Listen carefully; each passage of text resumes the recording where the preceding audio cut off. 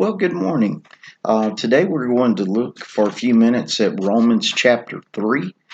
If you remember, so far we've looked at Romans chapter 1, which is where Paul reveals the universal problem.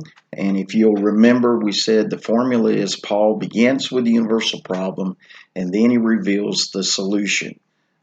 If not, the solution doesn't make any sense and doesn't have any value. In fact, you could say that's why today, if you share the gospel with someone, but they don't understand that they have a problem, the gospel makes no sense. And so his approach was to begin with revealing the universal problem, which, as we saw in chapter 1, was the rejection of God or the revelation of God that people had been given. And this is a universal problem.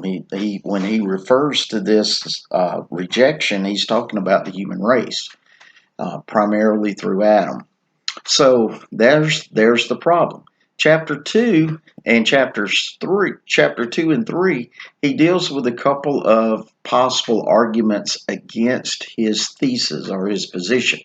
In chapter 2, he deals with those who are relying on self-righteousness. These are people who believe that his description of humanity and the universal problem applied to some people, but not to them. That they were good people, that they were beyond that. Probably he was referring to or alluding to his own countrymen because the Jewish people did have a strong bias against Gentiles at the time and viewed Gentiles as being far less than them, being basically, in fact, they even referred to them as dogs because they were considered to be completely immoral, polytheist, and so forth.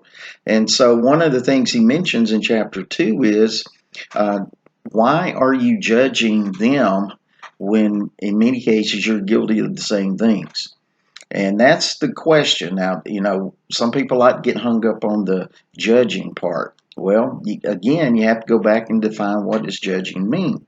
Judging does not mean do not be honest, do not correct, do not ever inspect the fruit in a person's life. Judging means do not play the role of judge, jury, and executioner when you're guilty of the same thing. It has to do with attitude. It has to do with hypocrisy. And so Paul here says, why are you judging other people when you're guilty of the same stuff? You just don't recognize it. Or you have excuses for your sin and allow them no excuses for theirs. And so he's dealing pretty much with self-righteousness in chapter 2. Chapter 3, he's going to deal more straightforwardly with his own countrymen. And he asks the question, in fact, if you look in verse 1, he asks the question, what advantage then is there in being a Jew, or what value is there in circumcision? Much in every way. First of all, the Jews have been entrusted with the very words of God. Now, that was their argument. We've been entrusted with the word of God or the written law. Therefore, that makes us special, or that causes us to be above what you're describing in chapter 1. Now, he goes on to say, well, but that's not true. Actually, nobody has an advantage with God because all have sinned and all have fallen short of God's glory.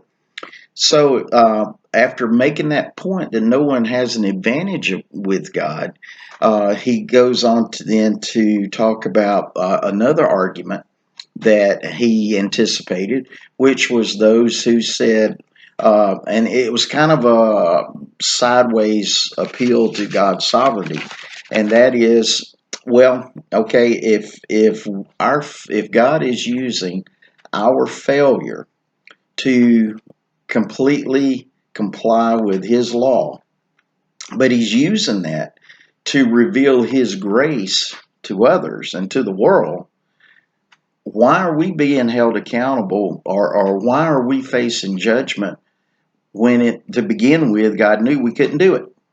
And so it's like God put an impossible standard on us. He knew it was an impossible standard on us. And he did it just because he wanted to make an example of us and use our failure as a springboard into revealing the plan of salvation. And so, since he's using what was bad for something good, then that should relieve us of responsibility and accountability.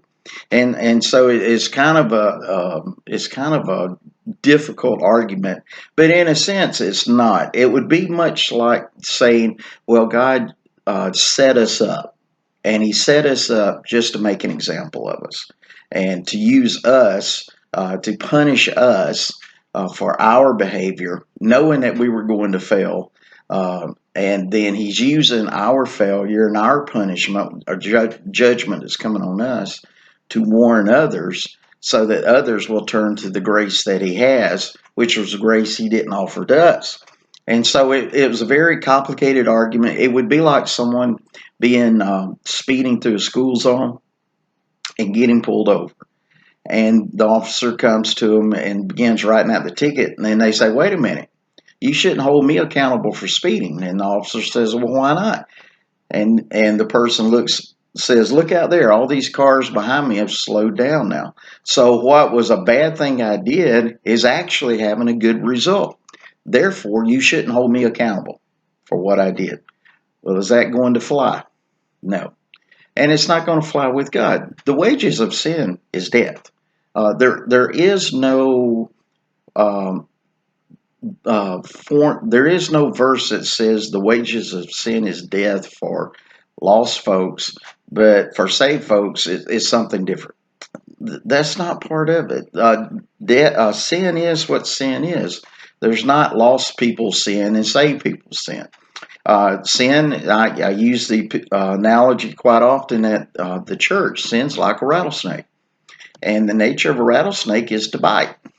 So when a rattlesnake bites somebody, it doesn't first say, "Now, are you a Christian or not? Because if you are, I can't bite you."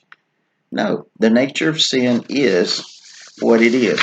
So what is Paul doing here then? What Paul is doing is he's moving aside the arguments against his original thesis statement. And that is, and in fact, at the end of chapter 3, he says it again: all have sinned and fallen short of the glory of God. So he's, again, reiterating the problem. The problem is people are falling in sin, separated from God, because they've rejected the revelation of God they've been given. And the only way to fix that problem, which is what he's getting to shortly, is to place one's faith in Jesus Christ alone. So remember, when we're going through Romans, and really every book of the Bible, when interpreted correctly, is Christocentric, meaning it's centered on Christ. It's centered on redemption in some way. It may be showing the need for redemption, which is what you see in many of the Old Testament books, or it may show the provision of redemption, which is what you see in the New Testament books. But everything is Christocentric. So that's pretty much chapter 3. I encourage you to read it for yourself, and then we will move on to chapter 4 next time. Have a great day.